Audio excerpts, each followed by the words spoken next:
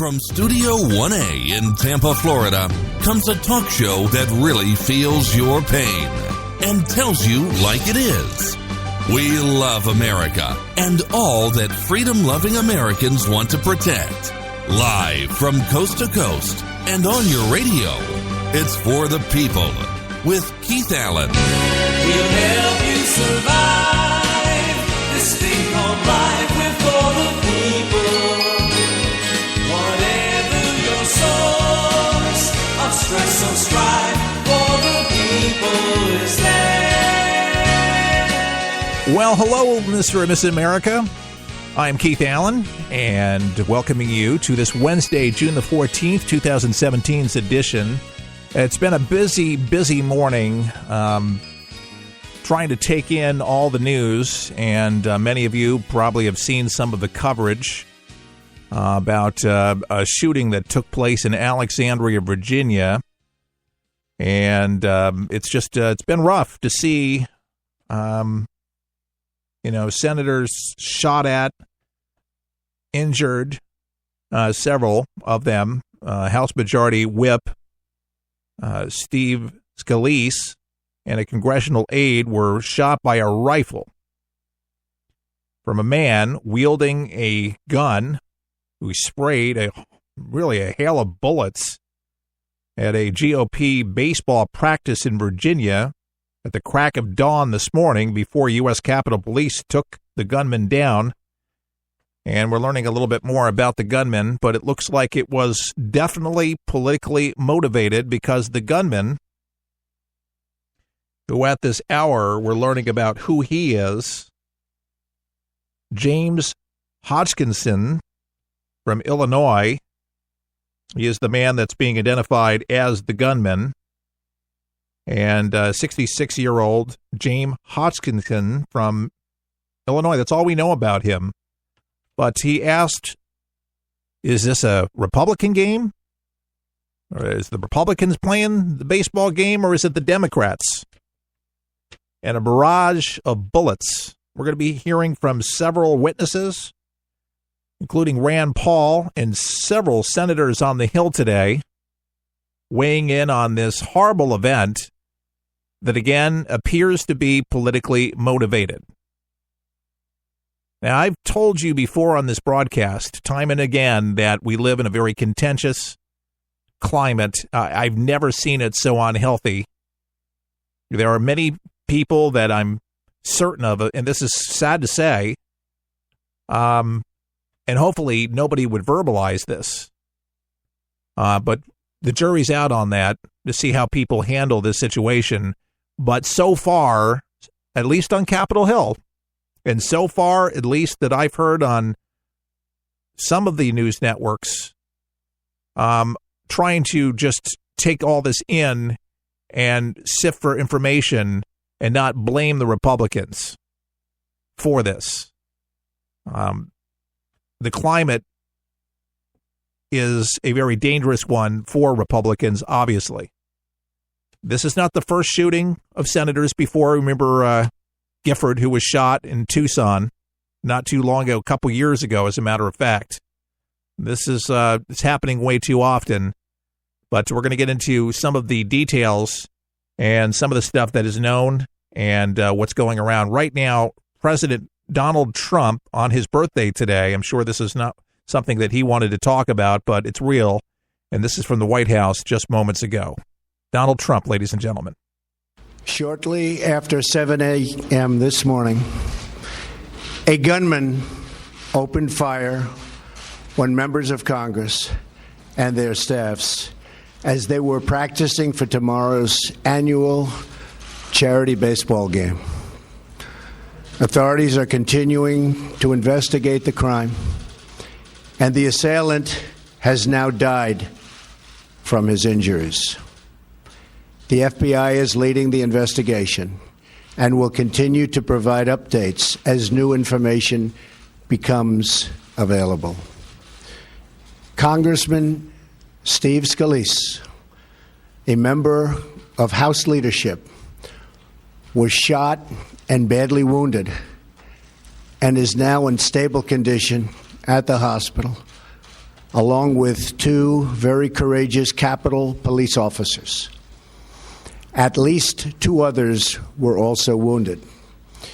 Many lives would have been lost if not for the heroic actions of the 2 Capitol Police officers who took down the gunman despite sustaining gunshot wounds during a very, very brutal assault. Melania and I are grateful for their heroism and praying for the swift recovery of all victims. Congressman Scalise is a friend, and a very good friend. He's a patriot, and he's a fighter. He will recover from this assault. And Steve, I want you to know that you have the prayers not only of the entire city behind you, but of an entire nation and, frankly, the entire world. America is praying for you, and America is praying for all of the victims of this terrible shooting. I spoke with Steve's wife, Jennifer, and I pledged to her our full and absolute support, anything she needs. We're with her and with the entire Scalise family. I have also spoken with Chief Matthew Verderosa. He's doing a fantastic job of the Capitol Police to express our sympathies for his wounded officers and to express my admiration for their courage. Our brave Capitol Police perform a challenging job with incredible skill, and their sacrifice makes democracy possible.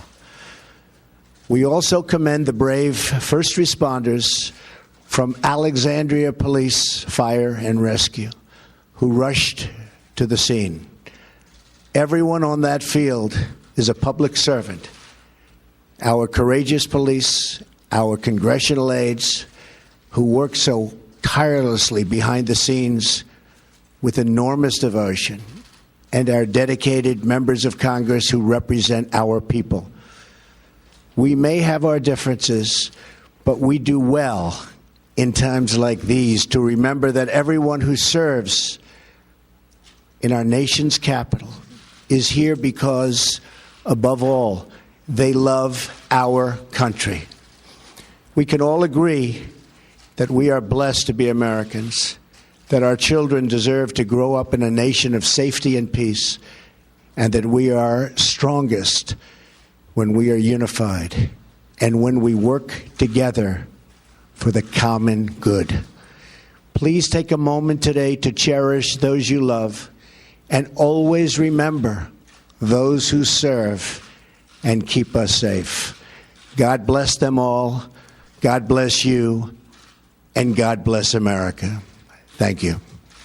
Ladies and gentlemen, there the President of the United States from the White House talking about this awful crime that happened in Alexandria. I lived in Alexandria before I moved to Tampa Bay, beautiful city. But this really, truthfully, could happen anywhere USA. But this happened to be a barrage of bullets that seemed to be concentrated on senators and also the Capitol Police, Alexandria Police. Thank God that there was a detail there. And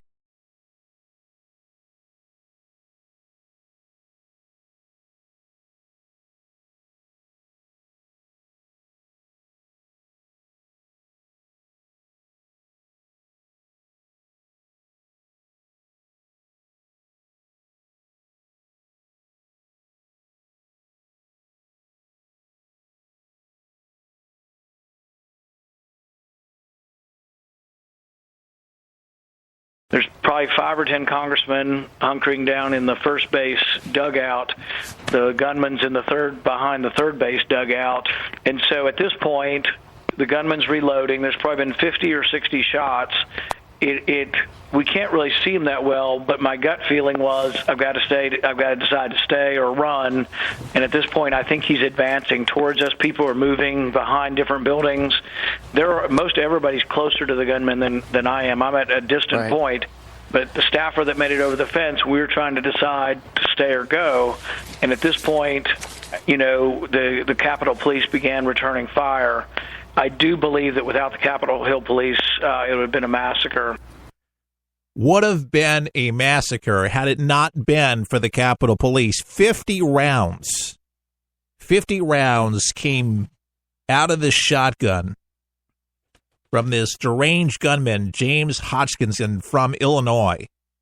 And the more they're learning about his website, Facebook, and just ticked off with Republicans, not liking Republicans with the taxes and all this other stuff, as if shooting the senators actually is going to make a real big difference. Instead of voting for the right people, instead of getting involved with the process that most freedom-loving Americans do each day, he decided he wanted to take a gun, which he did. And a lot of senators are talking about today being sitting ducks. And truthfully, not all of them actually have security detail.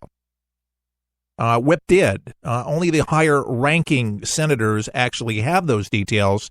And again, if it was not for the detail that took bullets to try to protect the other senators and the Capitol Police, it just would have been a mess. Now, there's been, a lot of early reports, like reporting goes down when stuff is a fluent situation, asked, how long did the shooting go on? Some people said immediately this morning, 10 minutes.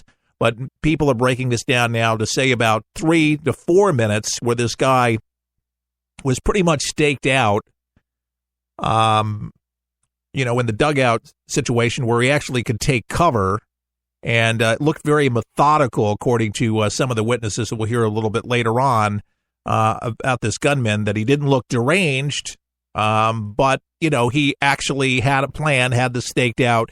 He pretty much knew what he was doing, obviously, and who would be at this game. So Senator Mike Lee, like I said, we're going to talk with a lot of different senators here up on the Hill. But Mike Lee has got a lot to say, and I guess we'll start off with this first cut that we have with him. And then just ask him quite simply, what did you see? I found out about this shortly after 7:30 when I got a call from Ellen James, a former member of my staff who now works for Congressman Barry Loudermilk. She just asked me if I could call a few people who were on the team who might have been there to see what I could find out. She didn't know any details, including details about her boss. I ended up getting through to Senator Jeff Flake, who told me that Steve Scalise had been shot in the hip, and taken to the hospital. He also told me several others had been shot. Wasn't able to provide a whole lot of additional details then, but I could tell he had been through a lot. This is a very scary thing. Yeah, very scary, as you can imagine. I mean, they were shaken. I mean, these people are people, too. Scared out of their wits. You don't just, go back to work. But very interesting, and this is very important. Out of all the interviews and all the Q&As and the back and forth today, I thought this was one of the highlights of what Senator Mike Lee said about tomorrow's game. And we asked him, and it was asked by the news network, as a matter of fact, Mike Lee, do you think that the game should be postponed? Now, this game features Republicans and Democrats, okay? This is very bipartisan here. But because of what happened today, should the game go on? I think it should. Obviously, security concerns are going to be high. I strongly suspect it will go forward. This raises a lot of money for the Boys and Girls Clubs of Washington every single year. It's also a big bipartisan moment for members of Congress and for the community of staffers and family members who surround them. And so I think this will be a good opportunity. I suspect it'll go forward. Now, painting a picture about, what it is to be a senator, like I say, not all senators actually have details. Senator Mike Lee on that very thing. We live in a free society, and I hope we always will. In a free society, things like this can happen. It's very scary. I'm just grateful that in this particular circumstance, there were people on site who were armed and who were able to deal with the situation and take down the shooter. Obviously very frightening, but I hope that it won't have to change a whole lot of how we operate, of the fact that we do feel free and we feel safe most of the time. Now, there's no shortage of available news people in D.C. where, there's headquarters or bureaus for, news, obviously covering the Beltway. There's not going to be a shortage of people today to be able to talk about this. So everybody pretty much pulled to the microphone wherever the revolving microphones were today.